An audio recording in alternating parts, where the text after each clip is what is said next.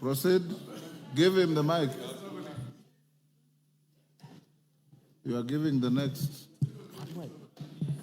Give him his mic. Anyway, just come. Honorable Speaker, obviously, with all the tremendous possible respect, that was not a point of order.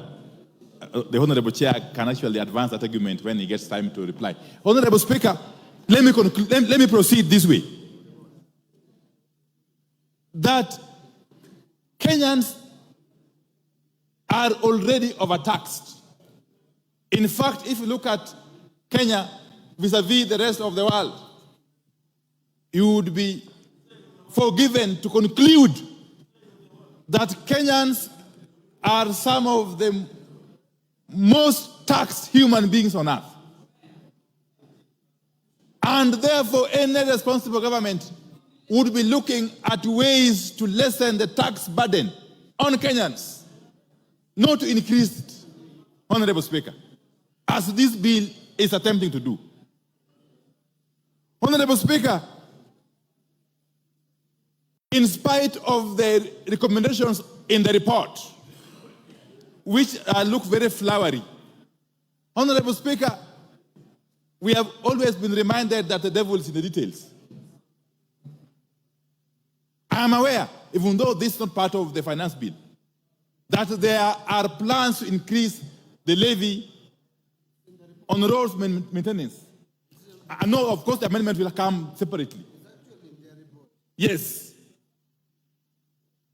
The moment you increase the road maintenance levy by even a shilling, leave alone the 9 shillings being proposed, the ripple effect is enormous in all sectors of the economy. And the loser is the common Kenyan taxpayer. Honorable Speaker. And therefore, this is a case of taking with one hand, giving with one hand, and taking back with another hand. It's not helping the situation, Honorable Speaker. Honorable Speaker, this economy has become too hostile for foreign investors. Indeed, even for local investors. We have got documented cases of manufacturers who have shifted base from Kenya to our neighboring countries as a result of this unbearable tax burden that keeps shifting. Actually, you can never be sure because it is so unpredictable that no sensible investor can actually put their money in this country. To make matters worse, we are witnessing what could be compared to the state capture that happened during the President Jacob Zuma's regime in South Africa. Honorable Speaker, and I will explain shortly. Honorable Speaker. Honorable Speaker, if you take the case of the manufacturing sector, and specifically the steel and cement manufacturing sector, that sector is now under total control.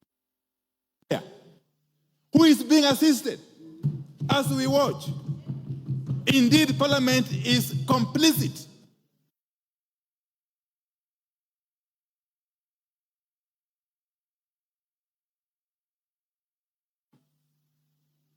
We have a case where this one particular manufacturer is the only person who has the capacity to manufacture billets which are used in the steel manufacture. And actually clinker, which is also used in the manufacture of cement. To make it worse, this same manufacturer, who has got the support of these people, Honorable Speaker, he is compelling his competitors to buy from him raw materials. To make it worse, he is compelling them to buy at a minimum. That for you to buy from me billet or clinker, you must buy quantities worth minimum of 100,000 US dollars. And you must pay me in US dollars. And he delivers when he wants. Do you expect him to compete favorably with the rest? I will name him. It is the owner of Devki Steel Company and the owner of Simba Cement. I think his name is Guru. That one. We must shame these people. We must name and shame these people. If we are to rescue our country from the clutches of state capture, Honorable Speaker, we must do so. We must do so. Now, I am happy. I am happy at the debate and the information that is coming out from my point of order is 91. 91. That my friend, the leader, I would like him to substantiate and give us. He said he must buy from me. He must do this and this. Where did he say? Where is that factual information? You can do better by giving us, a record of what he said, other than hearsay, Honorable Speaker. You can do better than just say things. Order, Honorable. Both of you are veering off the track. Let's avoid the temptation to besmirch people who cannot defend themselves on the floor. Go on, Minority Leader. Yes, please. Don't. So I will leave that at that. But Honorable Baya, stop holding brief for these characters. It doesn't help. Let me tell you, from my experience in this parliament, they'll never really assist you in the constituency. Honorable Speaker, where we have now reached is a situation of helplessness. No wonder young boys and girls are coming out in their numbers on the streets and facing police truncheons and water cannon and tear gas, something which is unprecedented, Honorable Speaker.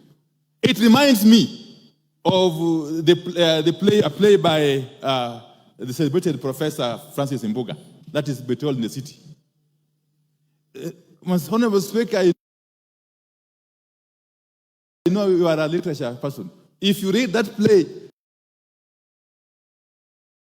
I read it long. You read it, yes. There's a character by the name Jasper that we have waited. We were hopeful for good things. Independence came. And now we have got nothing else to look up to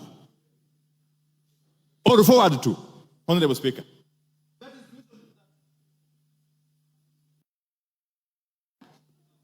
He has 15 minutes. Has he finished 15 That minutes? is the situation. Your time is up.